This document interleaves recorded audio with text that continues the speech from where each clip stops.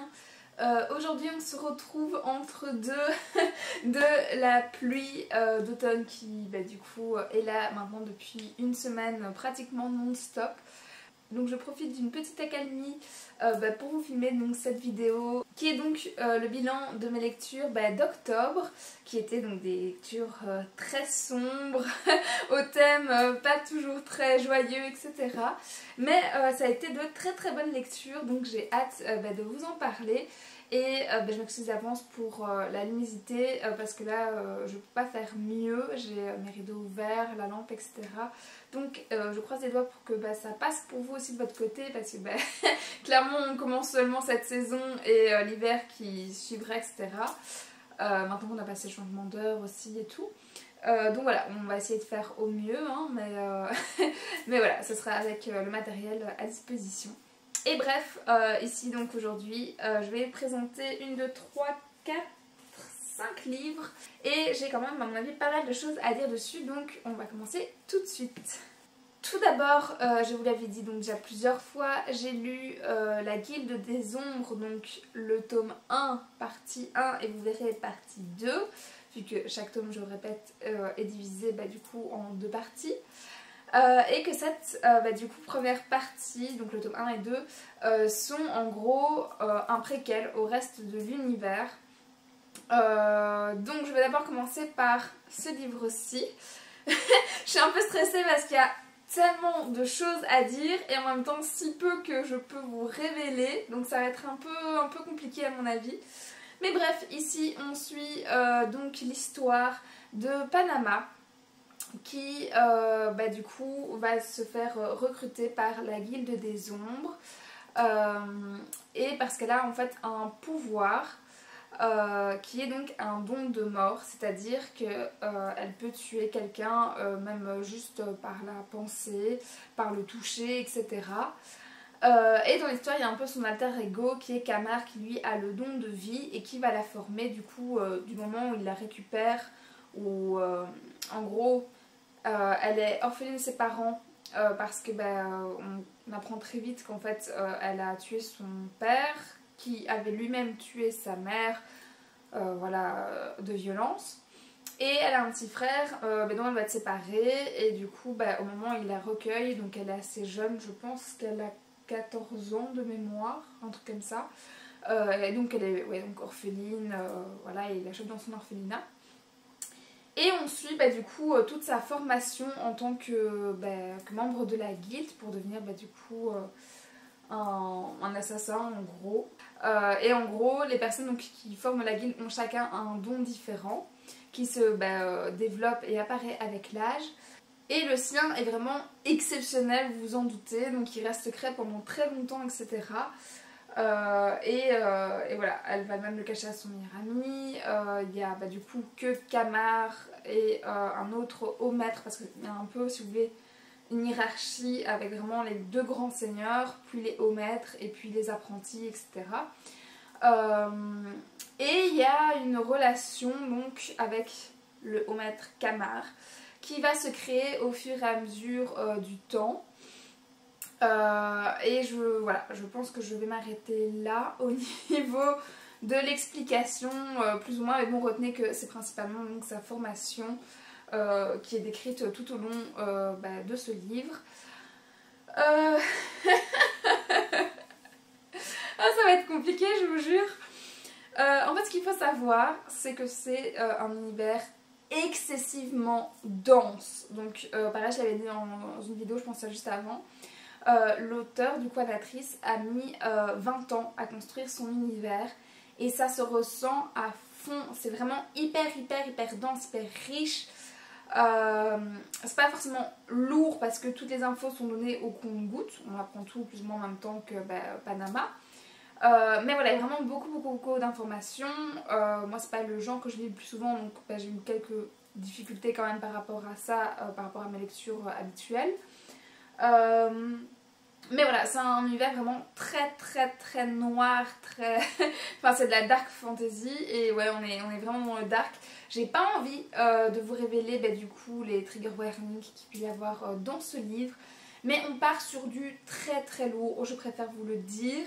Voilà, c'est pas le livre que je peux conseiller à tout le monde, mais si voilà, on n'a pas trop de soucis avec des thèmes très sombres, très durs, etc. que vous avez sûrement quelques idées en tout cas en tête. D'autant que je vous dis qu'il y avait pas des relations entre les personnages, des trucs comme ça.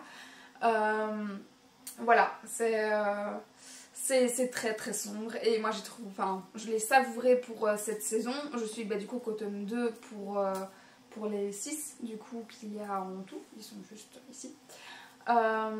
Et voilà, franchement pour ça, franchement c'est vraiment très très très bien écrit. Ouais, franchement la plume est remarquable.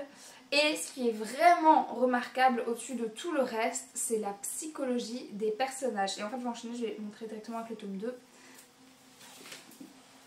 Voilà, donc le tome 2 c'est celui-ci. Et donc ici on s'arrête à la fin de sa formation en gros. Et ici on prolonge un petit peu jusqu'à pareil à un événement, un énorme cliffhanger que je ne peux pas vous dévoiler. Mais bon voilà, il y en a un qui clôture du coup cette première partie. Et du coup là on suit encore davantage que dans celui-ci en fait les relations entre le personnage qui devient vraiment très complexe. Il est déjà un peu plus accentué sur ce qui est politique, même si voilà on a bien compris à la fin du tome qu'on n'était qu'au début de cet aspect là et l'auteur pareil quand je l'ai rencontré me l'a confirmé.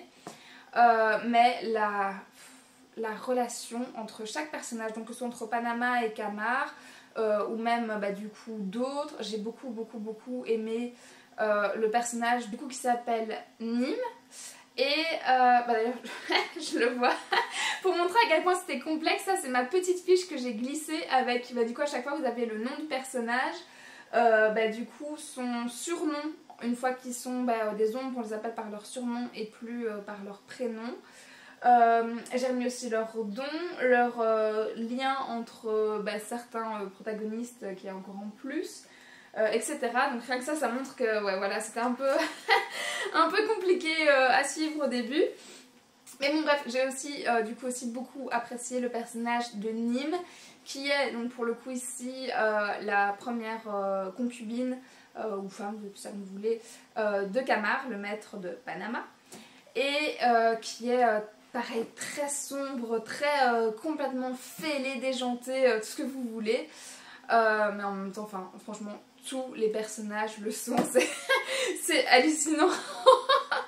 Mais du coup voilà, j'ai vraiment aimé la construction de chacun d'entre eux.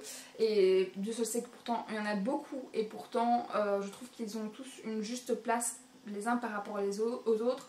Même ceux qu'on voit moins souvent en fait, on en parle. Enfin, le peu de fois où on en parle, ils sont vraiment très marquants, etc. Donc voilà, franchement leur psychologie est complètement dingue et moi c'est vraiment un des aspects que je préfère du coup retrouver en littérature dans mes coups de cœur, etc. C'est vraiment cette construction, cette psychologie. Donc j'ai été gâtée de chez gâtée pour le coup. Franchement pour ça je les ai vraiment pas regrettés et je suis contente que ma meilleure amie ait autant insisté pour que je les lise aussi parce que je comprends son engouement, c'est clair.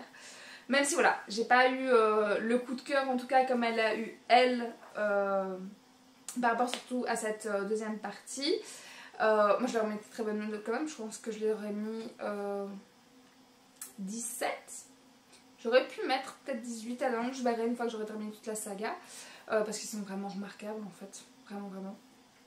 Et le truc en fait qui a pêché par contre tout au long de ma lecture, c'est la densité, mais au-delà même du coup de l'univers. C'est, je sais pas si je l'avais déjà dit dans une vidéo ici, enfin bref, c'est comme vous pouvez voir ici, les caractères sont écrits en fait hyper petits, les marges sont pareilles, franchement pas grandes et tout, mais les éditions Plume Blanche ça aime bien faire ça, mais moi j'aime pas.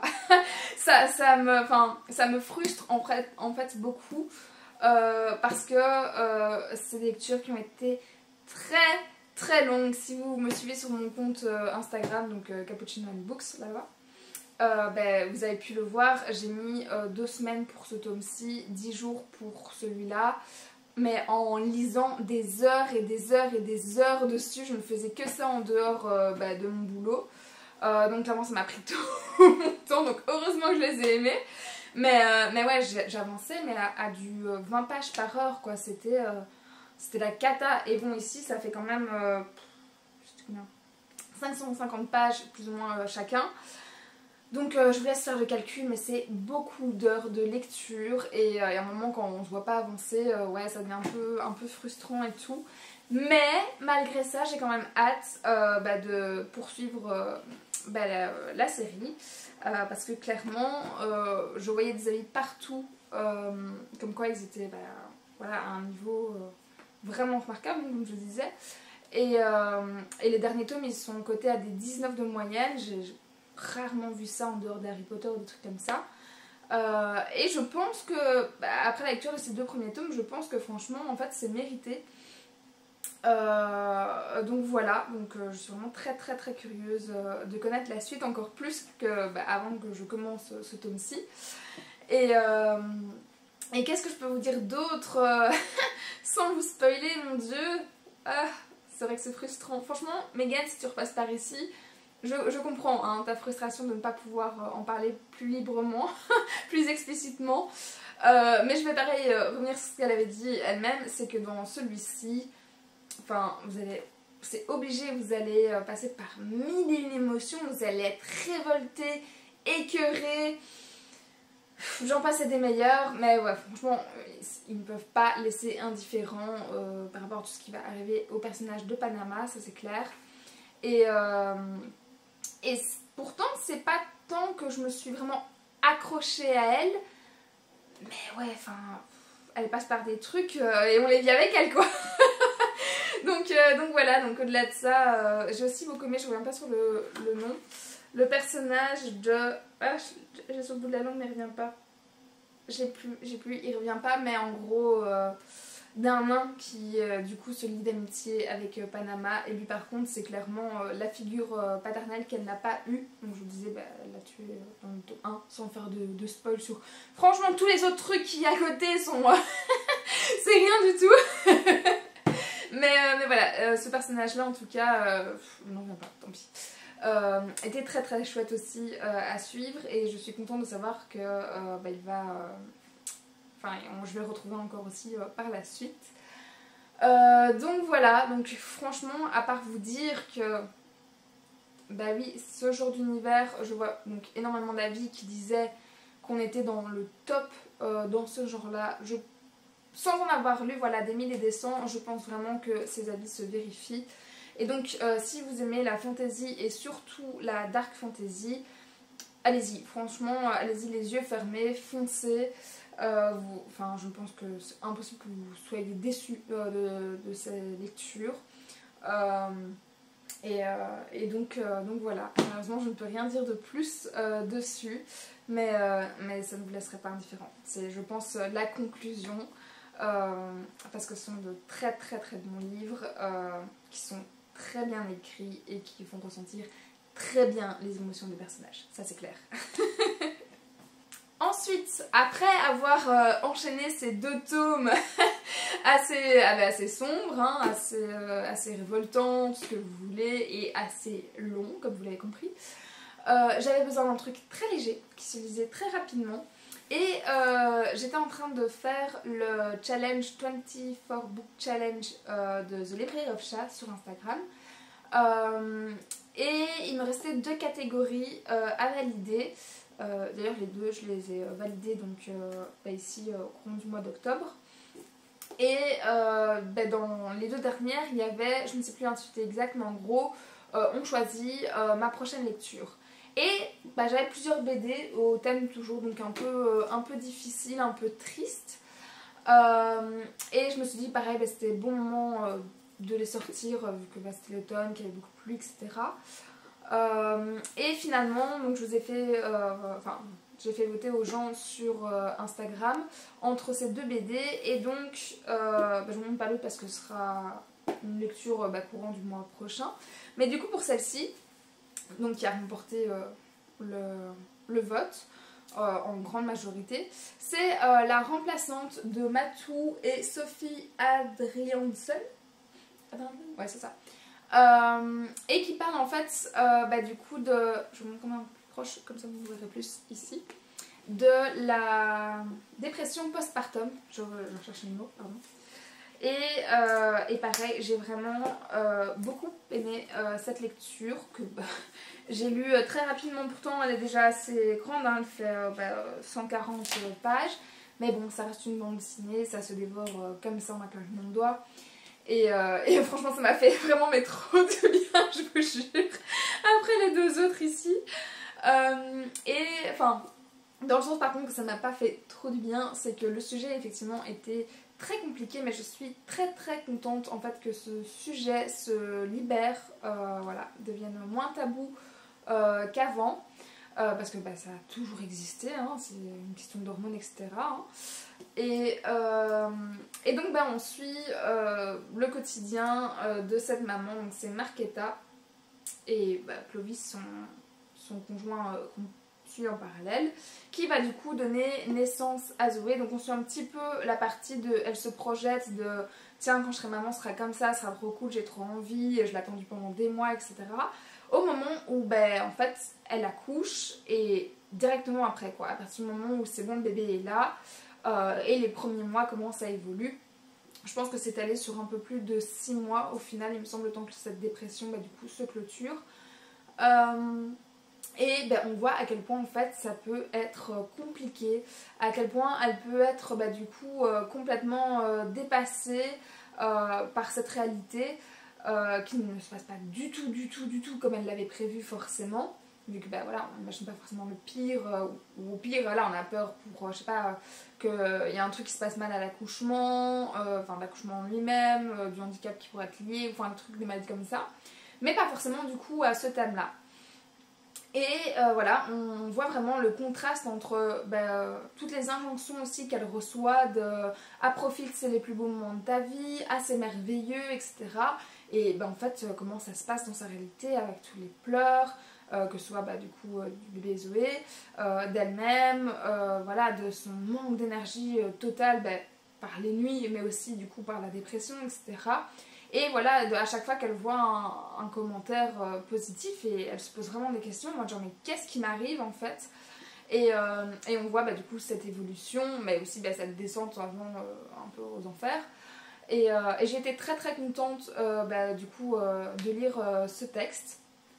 Petite parenthèse, je vous reprends, mais en fait pendant que je tournais, il y a quelqu'un qui m'a appelé, et en fait comme je filme avec mon GSM, mon GSM s'est telé du coup par terre.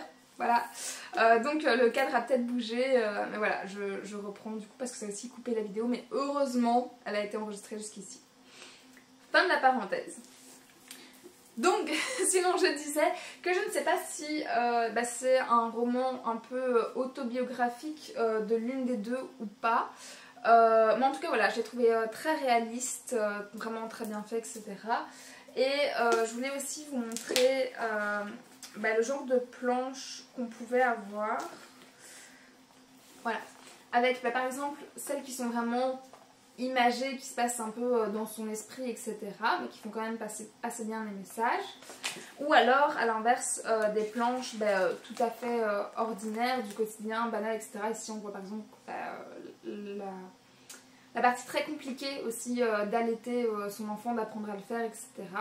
Voilà, parce qu'on me présente toujours comme une osmose ou ce genre de choses, et voilà, c'est beaucoup plus compliqué, complexe, etc. que ça.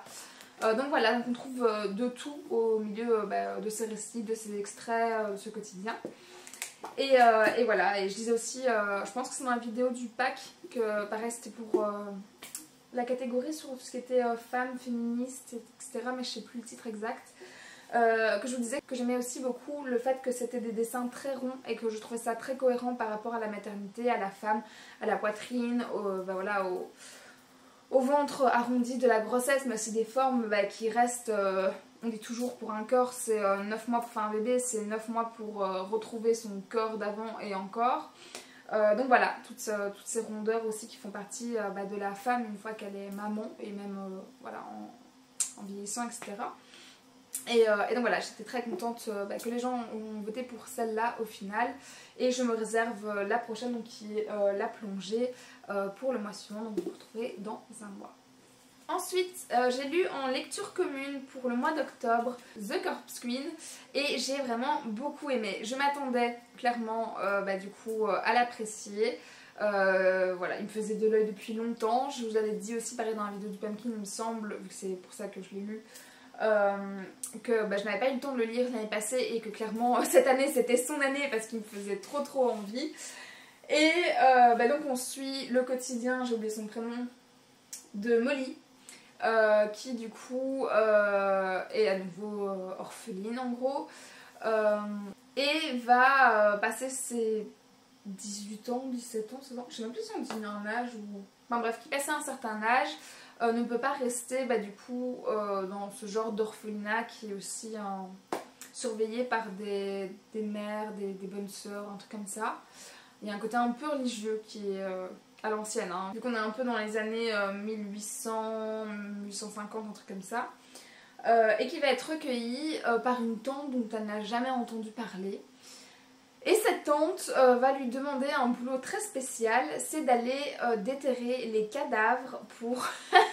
Génial, rien que cette phrase, il y a un qui va... Pour en fait à l'époque les présenter pour la médecine un peu en douce, en chemette. Et donc le principe c'est que dans la maison de sa tante il y a un genre d'église à l'arrière où il y a des cours qui sont organisés par un docteur qui donne du coup, qui montre quelques dissections, quelques cas etc. Pratiques à des élèves triés sur le volet et qui du coup sont vraiment privilégiés. Tout ça c'est vraiment en grand secret et tout. Et donc, une fois qu'elle va rejoindre du coup cette tante, elle va donc aller s'occuper de cette tâche ingrate. Parce que voilà, si on veut faire évoluer la médecine à l'époque, c'est malheureusement ce qui s'est passé pour de vrai. Et du coup, voilà, on suit ces péripéties nocturnes.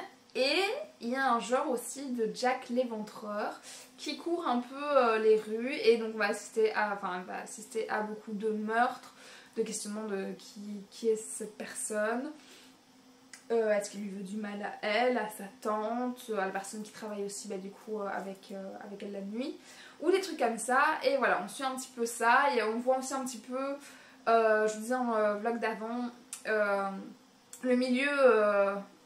mais en gros, les milieux un peu de l'ombre, avec la société d'amitié avec des prostituées par exemple, ou des choses comme ça.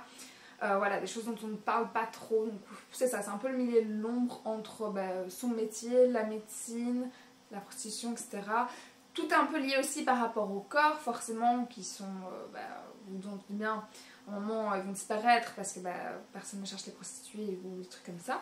Et voilà, il y a toute une enquête par rapport à ça, mais surtout il y a toute une ambiance dans ce livre qu'on a adoré, on s'en est délecté. Du coup on était, du coup j'ai 3 maintenant avec moi ça fait 4 4 en lecture commune et franchement on a toutes les 4 complètement accrochées à cette histoire, un peu dans le style Dark Academia, en tout cas très macabre, je sais pas, je dirais gothique, je suis pas sûre du terme, mais voilà, parfait pour la saison comme je le disais aussi dans la vidéo d'Halloween. J'ai trouvé assez rapidement du coup la personne du coup un peu mystère qui crée tous ces meurtres etc. assez rapidement. Mais ça m'a pas dérangé en vrai outre mesure. Ce qui m'a plus dérangé c'est la fin où certes, je sais pas si on peut dire que c'est une fin un peu ouverte, mais en tout cas il y a quelques questions qui sont encore en suspens. En fait on n'a pas les réponses à tout, on a eu quelques doutes. On a discuté par exemple avec Stacy de Stacy Stories.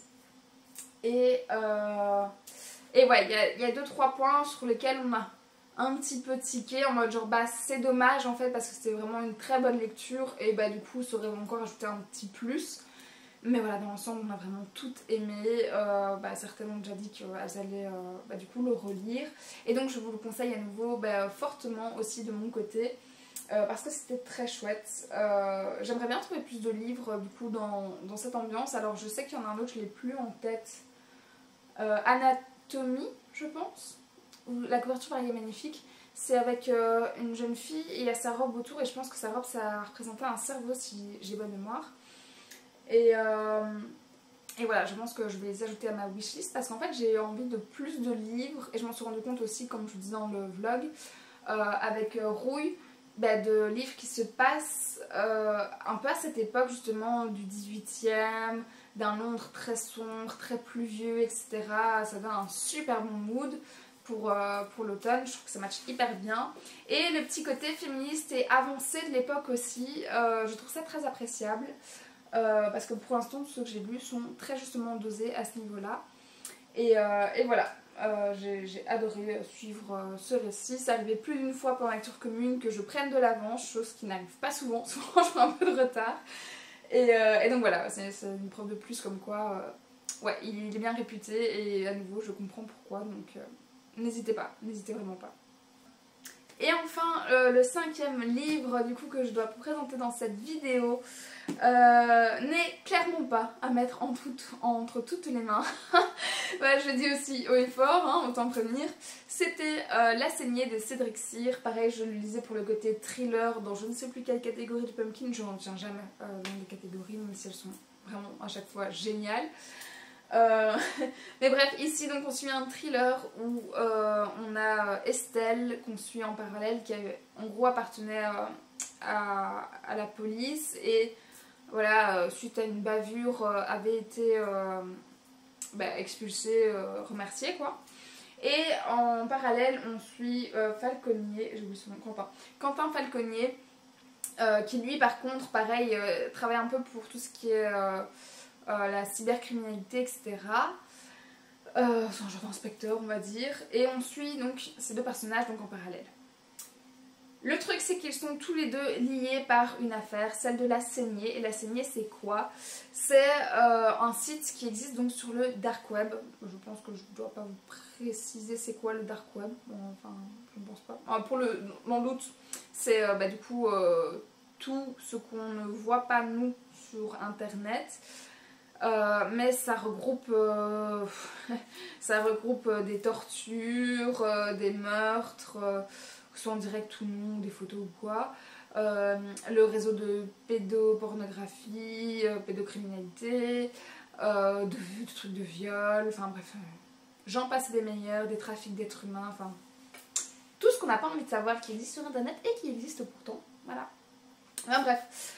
Donc La Saignée est un site qui appartient du coup à tout ça et où il y a des meurtres en direct sous forme de torture. Donc à chaque fois c'est des personnes qui sont du coup attachées sur un fauteuil de dentiste, de gynéco, enfin vous avez l'idée, et qui se font torturer suivant une règle spéciale on va dire, c'est que les gens donc payent, ils sont anonymes, et il y a des voyeurs. Et puis il y a deux seigneurs qui eux ont payé plus cher et il y a le seigneur normal qui peut donner des directives et puis il y a le grand seigneur qui lui décide de la façon dont la personne va mourir définitivement à la fin de l'heure. Parce que du coup ce spectacle dure 1 heure. Et donc on va suivre du coup plusieurs meurtres comme ça et donc en parallèle on va voir un peu le passé. En fait on fait des flashbacks à chaque fois, enfin des allers-retours entre le passé d'Estelle au moment où du coup il y a eu la bourde, etc. et où elle a un peu perdu pied, et le présent et son nouveau boulot, que sorteuse pour une boîte mais toujours dans un milieu un peu mafieux ou quoi. Et pareil on voit l'évolution de l'enquête du coup de Quentin Falconier qui n'est pas du tout apprécié par ses collègues, qui est aussi un petit peu beaucoup très atypique. Et voilà, on va suivre tout ça. Pareil, je ne peux pas en dire plus forcément par rapport à l'enquête, qui voilà, évolue, suit son cours, etc. Qui forcément se complexifie au fur et à mesure, hein, tout ne va pas être résolu d'un coup. Et je pense que au-delà juste de l'enquête, ce que j'ai vraiment beaucoup aimé ici, c'est la plume de Sir Cédric, qui pareil m'avait été recommandée très chaudement par une autre amie. Pareil, Lisa, par hasard tu passes par ici. Voilà, coucou. Mais je suis contente qu'elle me l'ait recommandée. Parce que ce qui m'a surtout changé, au-delà du fait que c'était très gore, très sanglant, il y a quelques passages que j'ai clairement en tête, que j'ai pas forcément envie de dire à chacun ici, mais qui sont très hard, où mon corps vraiment c'est d'un coup. Mais je pense que vraiment ce qui fait que c'est un bon écrivain, c'est sa plume pour le coup. Il a vraiment une plume qui marche très très très bien pour ce genre-là. Où je me rappelle un exemple qui peut être assez démonstratif, représentatif, pardon. C'est il va décrire un personnage, il va parler de sa glotte et qui monte et qui descend et il va faire une fixette sur ce truc qui est un peu dérangeant en fait dans la description, mais c'est genre un détail dont on s'en fiche en fait, c'est juste un personnage qu'on va pas beaucoup croiser, enfin voilà, qui va pas avoir beaucoup d'interactions, mais c'est tous des petits détails comme ça qui rendent le récit très visuel et très dérangeant, ouais clairement. Donc voilà, donc ça match hyper bien. Dès les premières pages, j'aime autant vous dire qu'on est plongé dans cet univers hyper glauque, hyper malsain, hyper tout ce que vous voulez. Très nocif, pervers, enfin bref, tout ça. Et oui, j'ai aimé suivre l'enquête. Pendant un petit moment, j'ai cru avoir découvert la fin par moi-même. Et j'étais un peu déçue, mais heureusement, je me suis trompée. Enfin, non, donc pendant un moment, je me suis dit, ah, franchement, si c'est que ça que j'ai trouvé, je suis déçue, voilà. Et puis, il y avait quand même un petit truc qui mettait le doute en mode genre, ça me paraît... non, je pense qu'il y a encore un truc derrière. À un moment, il te reste 100 pages et tout, tu te dis, ouais, voilà. Mais j'arrivais pas à trouver quoi. Donc, effectivement, jusqu'à la toute dernière page, je n'ai pas trouvé. Je n'ai pas trouvé l'identité de la saigneuse, qui est donc la bourreau. Je sais pas comment on dit pour une femme.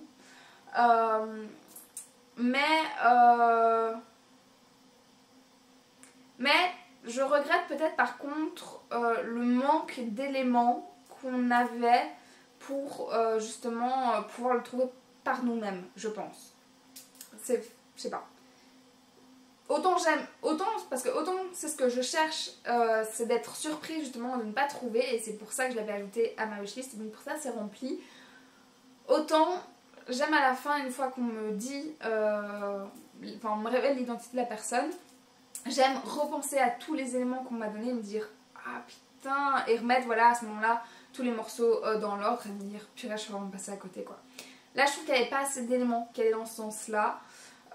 Mais bon voilà, si vous trouvez franchement vous êtes très fort, en tout cas plus fort que moi. mais voilà, pour dans l'ensemble je suis vraiment pas déçue de l'avoir lu et ajouté à ma wishlist. Il a vraiment rempli son rôle, il m'a dégoûtée, écœurée. J'ai fait des grimaces je pense pendant les 3 quarts de ma lecture en mode genre, oh, le dégoût, vraiment je crois que c'est ça. Plus que écœurée, je pense que ce livre m'a profondément dégoûtée. À certaines parties je me suis vraiment dit... en fait, je l'ai rencontré, c'est Cédric, au salon des Aliens l'année d'avant. Et je suis pas sûre que je voudrais toujours lui parler maintenant parce que ouais, il y a des idées, j'étais en mode genre... On est quand même sur un petit niveau de saut si vous avez vu les films. Voilà, franchement, il fait son taf, il remplit le job, tout ce que vous voulez, mais ouais, c'est... ça remue dans le monde, quoi. Bon voilà, donc satisfaite de cette lecture. Je ne pense pas que c'est mon thriller préféré. Il n'a pas encore détrôné du coup d'autres que j'ai déjà lus. Mais ouais, je pense que je vais ajouter d'autres livres de l'auteur. Je pense que c'est Vindicta, je pense, un truc comme ça. Et regarder un petit peu ce qu'il a fait d'autre pour l'ajouter à ma wishlist. Parce que ce ne sera pas la dernière fois que je le lirai et je pense que c'est une assez bonne preuve que oui, j'ai passé, je vais dire un bon moment parce que... un moment qualitatif, on va dire. Hein. Et ouais, du coup, pour ceux qui aiment le genre, voilà, parce que je sais pas du tout, vous, qu'est-ce que vous avez l'habitude de lire. Du coup, si vous aimez les thrillers, je le recommande, voilà, assez chaudement quand même. Et voilà, c'est déjà tout pour cette fois-ci. J'ai pas excessivement beaucoup de livres parce que j'ai passé beaucoup de temps du coup sur la Guilde des Ombres et qu'à mon avis ce sera le même combat le mois prochain pour novembre. Parce que ouais, aussi j'ai quand même lu quelques briques. Hein. La saignée c'était 650 pages, 660 pages, un truc comme ça. Ouais, donc, donc clairement ça m'a bien occupée. Et, mais bon voilà, l'essentiel c'est d'avoir eu du temps pour lire, ça c'est clair. Et d'avoir passé de bonnes lectures de toute façon, peu importe le nombre de livres qu'on lit, qu'on sait lire. Je vous ai dit de toute façon moi je ne lis pas 30 livres par mois comme d'autres personnes. Donc voilà, je ressors très satisfaite de ce mois-ci. Je vous recommande chacun de ces livres comme vous l'avez entendu. Et avant de se dire au revoir et à la prochaine vidéo, parce que j'oublie parfois aussi, c'est du coup de laisser un petit emoji pour les commentaires, à nouveau pour ceux qui du coup vous le savez sont plus timides, sont plus pressés, etc. Et pour ce mois-ci, comme c'était quand même très sombre, allez, on va dire des petites gouttes de sang, des petits couteaux, des trucs comme ça. Enfin, au moment où je filme la vidéo, on approche forcément grandement d'Halloween vu que c'est mon bilan du mois. Au moment où vous allez la voir, on l'aura déjà passé, mais on sera toujours dans un mood un peu genre Toussaint, machin, un peu... et ouais, du coup, à mon avis, un peu tout ce qui est un peu meurtre et tout en emoji qui peut vous y faire penser. Des têtes de mort peut-être, etc. N'hésitez pas dans les commentaires si vous n'avez pas d'autres choses sur lesquelles vous voulez spécialement échanger, mais que vous voulez quand même laisser une petite trace, un petit hey, je suis passée par ici, j'ai regardé. Donc voilà, ça me fera toujours très plaisir, tout comme si vous avez aimé cette vidéo et les autres, de vous abonner, etc. Et voilà, sur ce, je vous fais de gros bisous, comme d'habitude. Et je vous souhaite, à défaut d'Halloween qui sera passé pour vous, toujours de bonnes lectures. Je ne sais pas non plus s'il vous reste beaucoup de lectures pour terminer votre Pumpkin Autumn Challenge. Moi franchement là j'ai déjà bien entamé, comme vous avez vu. Mais voilà, si c'est le cas, j'espère que vous réussirez à atteindre vos petits objectifs d'ici le prochain bilan. Et voilà, voilà, je vous fais juste des bisous. Salut!